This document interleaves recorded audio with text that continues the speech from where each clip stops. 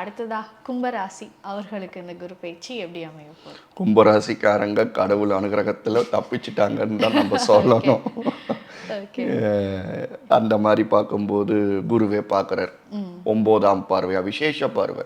அதாவது என்ன விசேஷ பார்வை? எல்லா கிரகத்துக்கும் 7ஆம் பார்வை உண்டு. செவ்வாய், சனி, குரு இவங்களுக்கு மட்டும் விசேஷ பார்வை 2 உண்டு. செவ்வாய்க்கு 4, 8, குருக்கு 5, 9, சனிக்கு 3, 10. அந்த மாதிரி இருக்கும்போது இவருக்கு விசேஷ பார்வையான நல்ல திக்ஷண்ய பார்வையான 9ஆம் இடத்தை கும்பத்தையே பார்க்குறாரு. அவங்க ஆன்மீகம் சம்மந்தப்பட்டவங்க. அதனால தான் கும்பம்னு சொல்லப்படுது. சரியா? நம்ம இன்னொரு விஷயத்தை பார்த்தீங்கன்னா, மகரம்ங்கிறது சுடுகாடு, கும்பம்ங்கிறது அந்த நம்ம லாஸ்ட்டு பண்ணுற அந்த ஒரு பானம், மீனம் அப்படிங்கிறது நம்ம கரைக்கிற அந்த இடம். அதனால தான் 12 இதுவும் சொல்லப்படுது. மேஷத்துலேருந்தே உண்டு, நான் நம்ம ஷார்ட்டாக சொல்லி முடிச்சிட்டேன். ஸோ அந்த மாதிரி பார்க்கும்போது ராசியே பார்க்குறார். அவங்களுக்கும் கல்யாணம் இந்த மாதிரியான நல்ல விஷயங்கள் நடக்கிறதுக்கு வாய்ப்பு இருக்குது.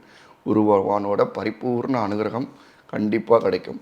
அவங்களும் இது எப்போதுமே ஏன் நான் 9 ராசிக்கும் நான் சொல்கிறேன் அப்படின்னா, இருக்கிறவங்க இன்னும் கூட்டிக்கிட்டுமே, இல்லாதவங்க தப்பிக்கிட்டுமே.